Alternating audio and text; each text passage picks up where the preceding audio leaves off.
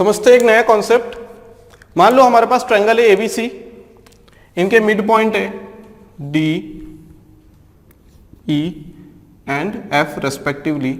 अब हम इसे क्या कर देंगे, ज्वाइन कर देंगे। इन्हें अगर हम मिला दें, ठीक है, मान लो हमने इन्हें क्या किया, मिला दिया, तो यहां से एक ट्रायंगल और निकल के आएगा, ट्रायंगल डीईएफ निकल के आया। यहां से क्या निकल के आया, ट्रायंगल डीईएफ। अब सारी चीजें इस ट्रायंगल के बारे में समझेंगे, ठीक। अब यहां पे ये क्या है, मिड पॉइंट है, इसका मतलब बी डी बराबर डी ए है, ए एफ बराबर एफ सी है, और ईसी बराबर बी ई है। बात समझ में आई? मतलब ये क्या है, मिड पॉइंट थ्योरम भी लगा सकते हैं हम लोग, या फिर इसे क्या बोल सकते हैं, ये मीडियन है ना, मीडियन वाले पॉइंट है ये, ठीक है। मीडियन के लिए भी करेंगे आगे हम। अब ये क्या है, यहां पे मान लो हमने मिड पॉइंट को मिला दिया, तीनों मिड पॉइंट को मिला दिया, क्योंकि अगर मीडियन डालते तो देखो मीडियन यहां आती, यहां से डालते यहां आती, यहां से यहां डालते हैं, क्योंकि मिड पॉइंट पे आती है ना। लेकिन अभी हम उससे ट्रायंगल बनाया, हमने मीडियन नहीं बनाया, हमने ट्रायंगल बना दिया उससे, ठीक। अब मान लो यहां पे हम लोगों के पास एरिया है, एरिया ऑफ ट्रायंगल एबीसी, मान लो ए सेंटीमीटर स्क्वायर बोला हमने, क्या बोला, ए सेंटीमीटर स्क्वायर। पूरे एबीसी का एरिया है ए सेंटीमीटर स्क्वायर। अब हमसे बोल दिया जाए कि what is the area of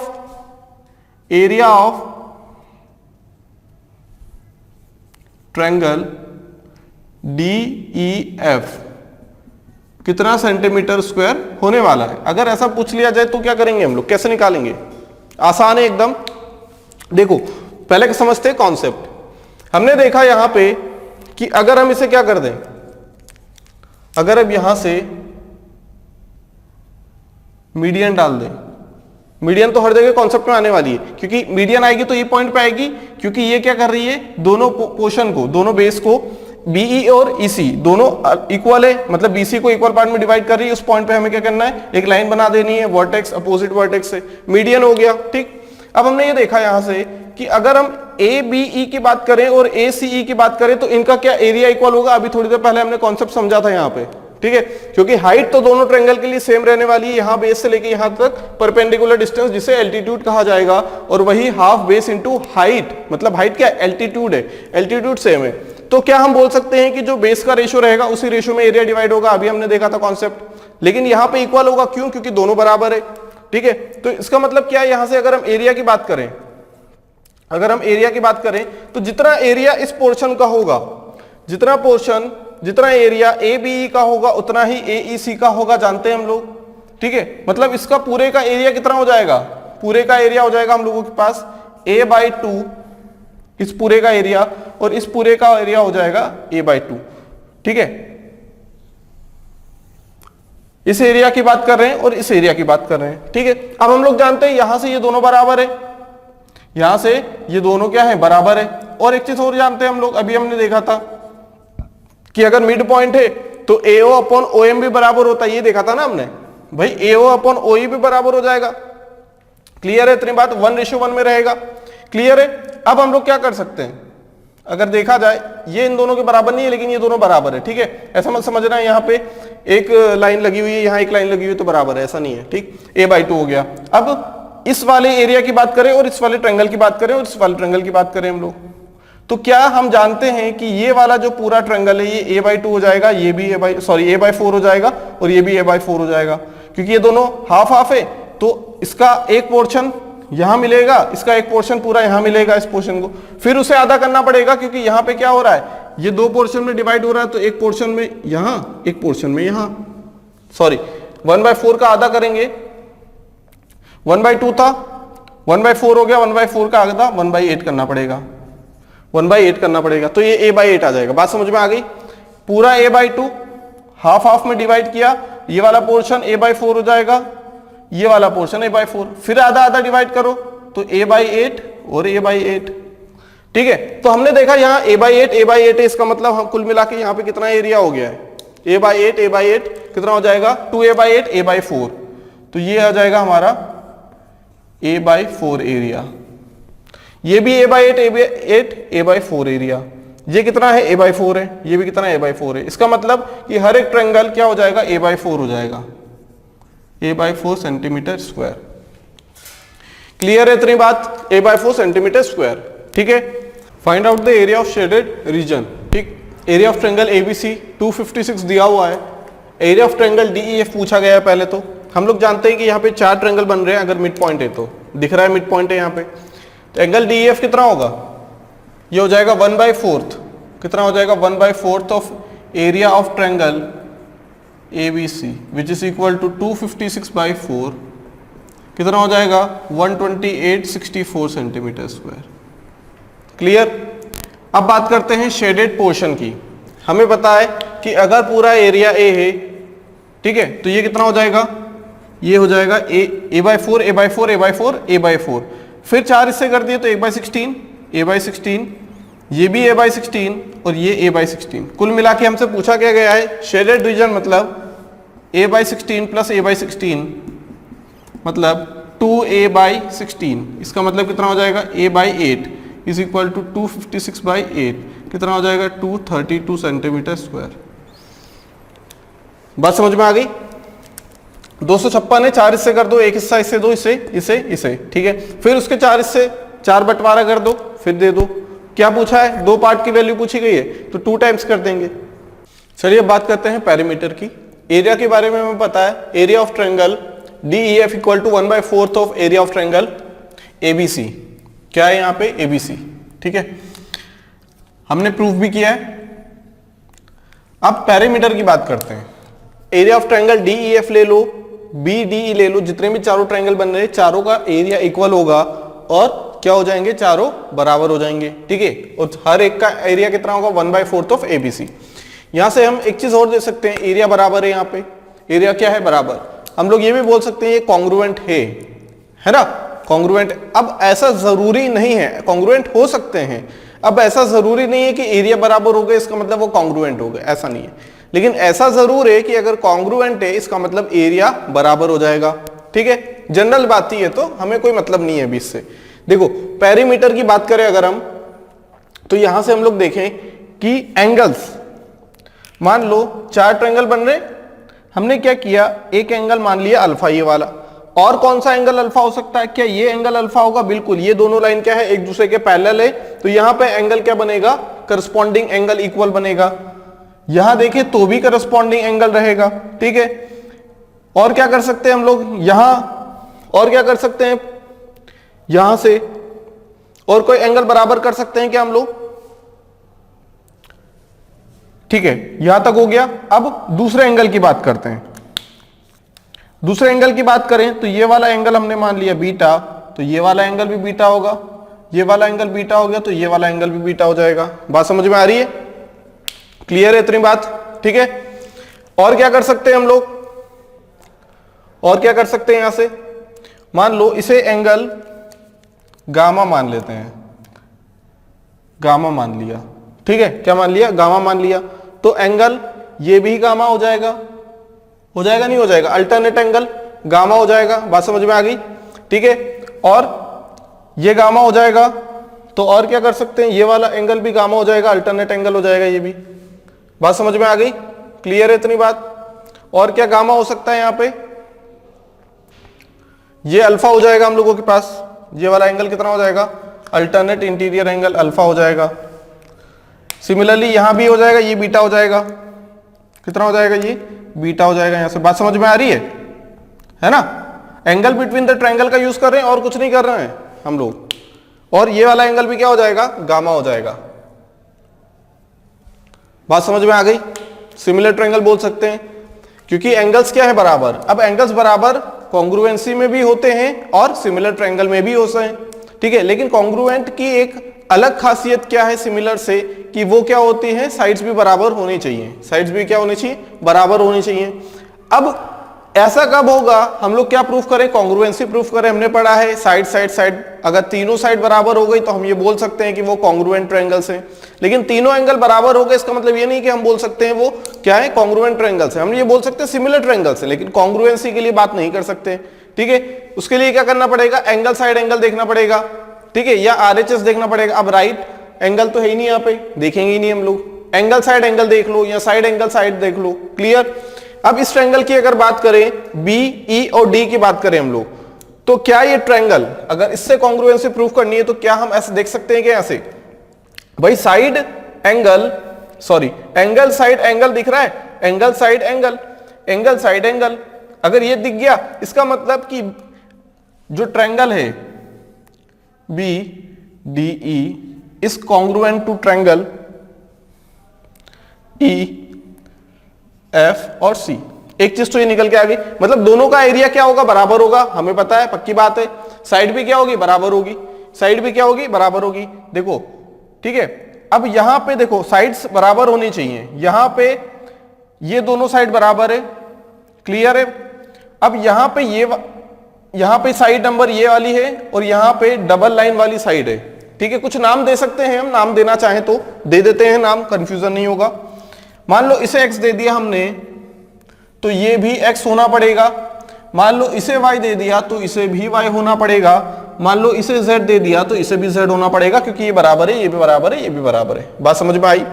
अब यहां पे तीनों, ये इन दोनों में क्या होना चाहिए, एंगल्स बराबर है तो साइड बराबर होगी।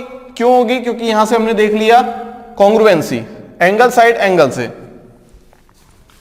एंगल साइड एंगल प्रॉपर्टी, ठीक है, एंगल साइड एंगल।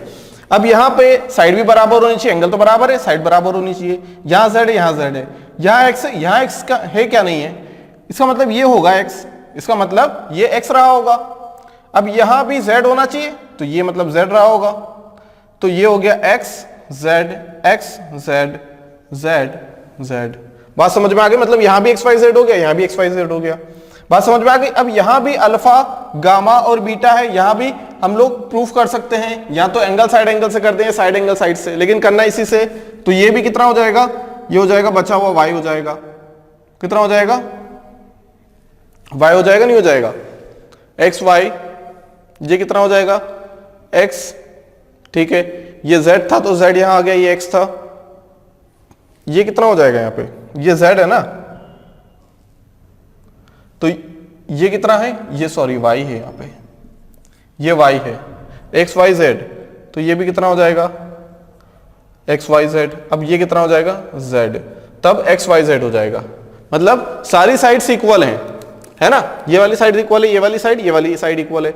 अब हमें क्या करना है, अगर हम लोग देखें यहां से तो एरिया, ये वाला ट्रायंगल इसके कॉन्ग्रुएंट है, ये वाला ट्रायंगल, मतलब चारों ट्रायंगल एक दूसरे के कॉन्ग्रुएंट है, इसका मतलब कि एरिया क्या हो जाएगा, वहां से समझ सकते हैं हम लोग। लेकिन हमने दूसरे तरीके से प्रूफ किया, कोई दिक्कत वाली बात नहीं है, ज्योमेट्री में एक से ज्यादा तरीके हो सकते हैं प्रूफ करने के, ठीक। लेकिन हमारा मेन मुद्दा क्या है अभी, पेरीमीटर, ठीक। तो यहां से अगर हम देखें तो हमने ये चीज तो निकाली, कौन सी साइड कौन सी है, ठीक। हो सकता है ये बराबर भी हो सकता है बराबर भी हो, कोई दिक्कत नहीं है।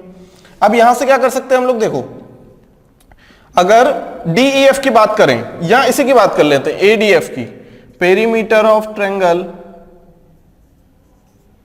ADF कितना है, ये x plus Y plus Z, perimeter क्या, तीनों को ऐड कर लो। पूरे पेरीमीटर ऑफ ट्रायंगल ABC की बात करेंगे, कितना आ जाएगा, x plus X, Y plus Y, Z plus Z, 2 times of x plus Y plus Z. ध्यान से समझना, ये ट्रायंगल जो ADF है, ये किसके बराबर है, BDE के बराबर भी होगा, ठीक है, CFE के बराबर भी होगा, ठीक। जैसा यहां पे किया था हमने वही यहां पे करेंगे, लेकिन यहां पे चीजें बदल जाएंगी। हो क्या जाएगा, यहां पे पेरीमीटर ऑफ ट्रायंगल DEF की बात कर लें, किसी भी एक ट्रायंगल की बात कर लें, वो वही 1 बाई कितना होगा, 1/2 होगा। पेरीमीटर किसका, किसके पेरीमीटर का हाफ कर देंगे तो आ जाएगा perimeter of the whole, perimeter of the whole triangle ABC। बात समझ में आती है इतनी, ठीक है, क्लियर है बात। कैसे किया हमने सॉल्व, प्रूफ भी किया हमने, ठीक है। तो प्रूफ करना जरूरी नहीं है, बस हमें इतना याद रखना है, ये जो चीजें हैं ये हमें याद रखनी है। मान लो यहां पे क्या हो जाता, जैसे एरिया के केस में किया था, मान लो ये 1/4 हो गया, फिर इसमें 4 हिस्से कर देंगे तो 1/4 का फिर 1/4 करेंगे। यहां पे पेरीमीटर 1/2 है उसका, है ना, क्या है, पेरीमीटर 1/2। फिर वापस से ऐसा ट्रायंगल बना देंगे अंदर मिड पॉइंट को लेके, तो उसका फिर 1/2 हो जाएगा, फिर अंदर और बना देंगे तो फिर 1/2 हो जाएगा, ऐसे होते जाएगा, ठीक है। अभी हमने क्वेश्चंस देखे थे, ठीक है। तो ये चीज याद रखनी, पेरीमीटर 1/2 होता है एरिया हर एक हिस्से का एक बार मिड पॉइंट को मिलाने पे, एक बार ही मिलाया है, इसके अंदर तो नहीं है, इसके अंदर तो नहीं है, नहीं है, ठीक है। तो पेरीमीटर कितना हो जाएगा 1/2 टाइम्स और एरिया हो जाएगा 1/4 टाइम्स। सॉरी, एक बार और अंदर बना दिया तो 1/16 हो जाएगा, है ना, और बना दिया तो फिर से 1/4 का मल्टीप्लाई, पेरीमीटर बना दिया, इसके अंदर एक और ट्रायंगल बना दिया, उसका पेरीमीटर की बात करें तो वो एबीसी के ट्रायंगल का कितना हो जाएगा 1/4, फिर एबीसी के ट्रायंगल का एक और बना दिया तो 1/2 हो जाएगा, फिर तो 1/8 हो जाएगा। बात समझ में आ रही है, क्लियर है इतनी बात। क्वेश्चंस करते हैं पेरीमीटर पे।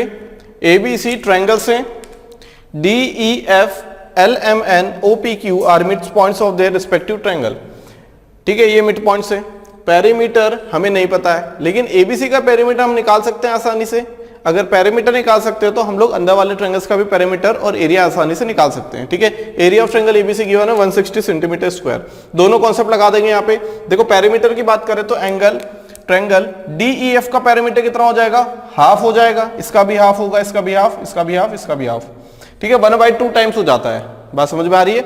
एबीसी का जितना भी पेरीमीटर रहेगा उसका हाफ हो जाता है ये, है ना। तो कितना हो जाएगा यहां से अगर देखा जाए तो पेरीमीटर कितना हो जाएगा यहां से DFE का हाफ हो जाएगा। सॉल्यूशन करें अगर हम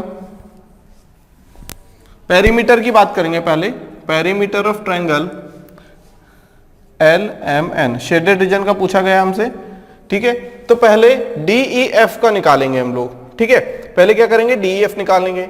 अब DEF का क्या होगा, पेरीमीटर ऑफ ट्रायंगल DEF कितना होता है ना, इसका कितना होगा 1/2 of perimeter of triangle ABC जानते हैं हम लोग, कितना हो जाएगा 6 + 10 16 + 8 24 24/2 12 सेंटीमीटर, 12 सेंटीमीटर। इसका पेरीमीटर आ गया 12 सेंटीमीटर। फिर उसका हाफ कर दो तो पेरीमीटर ऑफ ट्रायंगल ये कितना हो जाएगा, half of perimeter of triangle DEF which is equal to 12/2 which is equal to 6 centimetre. कितना आ जाएगा 6। एरिया की बात करें, एरिया ऑफ ट्रायंगल LMN की बात करें अगर हम तो क्या होगा, देखो यहां पे 4 हिस्सों में डिवाइड कर रहा है, कितने हिस्सों में 4 हिस्सों में डिवाइड कर रहा है, 1 2 3 4, तो कितना आ जाएगा एरिया 160 है, तो हर एक के लिए 40, फिर 4 हिस्से कर रहे हैं तो फिर 4 हिस्से कर दो तो 40/4 10, 40/4 10 आ जाएगा, है ना भाई। 160 का क्या करना पड़ेगा हमें, 4 हिस्से करने पड़ेंगे पहले तो, क्योंकि चारों बराबर है कॉन्ग्रुएंट ट्रायंगल से। कितना आ जाएगा 1/4 आ जाएगा 160 का, कितना आ जाएगा ये 40 सेंटीमीटर स्क्वायर। ये तो DFE का आ गया। फिर इसके 4 हिस्से करने पड़ेंगे 1 2 3 4, और एक हिस्सा क्या है LMN, फिर 4 हिस्से कर दो 1/4 ऑफ 40, कितना आ जाएगा 10 सेंटीमीटर स्क्वायर, ठीक है। ये इस वाले का आंसर। अब इस वाले का आंसर निकालना है तो कैसे भाई, यहां भी क्या हो रहा है, यहां पहले हमें DEF के लिए निकालना पड़ेगा, कितना आ जाएगा, टोटल कुल मिला के 24 हो रहा था, कितना आ रहा था पेरीमीटर 24 आ रहा था, ठीक है 24 आ रहा था। अब इसका 24 का आधा करेंगे तो DEF आएगा, 24 का आधा कर दिया हमने मतलब 12, तो ये 12 सेंटीमीटर किसका है, DEF का है। फिर LMN का निकालेंगे तो फिर आधा कर देंगे उसका, तो कितना आ जाएगा 6। अब ये 6 किसका है, LMN का है। फिर आधा कर देंगे तो OPQ का आ जाएगा, तो 6/2 कर देंगे तो 3 सेंटीमीटर आ जाएगा पेरीमीटर। बात समझ में आ गई, क्लियर है इतनी बात। या फिर ऐसे कर सकते हैं, कितने ट्रायंगल है 1 2 3, हर एक का निकालना है, 3 ट्रायंगल है तो 3 बार 2 2 से डिवाइड करते जाओ, या फिर बोल दें कितना आ रहा था 24 आ रहा था, 2 के क्यूब से डिवाइड कर दो तो 8, कितना आ जाएगा 3 सेंटीमीटर, क्योंकि 3 है ना, 1 2 3, तो 2 की पावर 3 से डिवाइड कर देंगे तो तीसरा जो ट्रायंगल बनेगा, एक अंदर वाले की बात करें, अंदर वाला 1 2 और ये 3, ये छोटे से हिस्से का कितना बन जाएगा जो हमने लिखा 2 की पावर 3। एरिया के लिए भी बात करें तो कितना आएगा 1/4 की पावर, क्योंकि 1/4 होता है, 1/4 की पावर चलेगी वहां पे। कितना ट्रायंगल है, 2 ट्रायंगल है ना, तो 1/4 का स्क्वायर 160, तो कितना आ जाएगा 1/4, 4 का स्क्वायर 16, तो 160/16 कितना आ जाएगा 10, तो ये आ गया LMN का 10। क्लियर, जिसे भी याद रखने हो कोई दिक्कत वाली बात नहीं है। पेरीमीटर की बात कर लेते हैं, तो पेरीमीटर इतना आ जाएगा। एरिया की बात करें तो एरिया कितना आ जाएगा, 160 है ना। एरिया की बात करें तो 160 अपॉन 4 की पावर, कितना ट्रायंगल है, देखो एक ट्रायंगल है, दो ट्रायंगल है, तीन ट्रायंगल है, 4 की पावर 3, तो 160 बाई 64। क्लियर। 8 8 16 किससे डिवाइड होगा ये, 30 to 5 और 30 to 2, तो 2.5 सेंटीमीटर स्क्वायर ये आ जाएगा एरिया। कितना आ जाएगा, 2.5 सेंटीमीटर स्क्वायर। बात समझ में आ रही है नहीं आ रही है भाई। एक बार सबसे पहले इस ट्रायंगल का निकालेंगे, कितना होगा, इसका 1/4 1/4 कितना आएगा 40। फिर इसका निकालेंगे 40 से करके तो आएगा 20। फिर इसका निकाल लेंगे हम लोग। बात समझ में आ रही है नहीं आ रही। 1/60 है, 160 है, तो इसका ये कितना हो जाएगा 40। अब ये निकालेंगे तो कितना आ जाएगा 10। फिर ये निकालेंगे तो 10/4 मतलब 5/2 मतलब 2.5 सेंटीमीटर स्क्वायर। बात समझ में आ गई।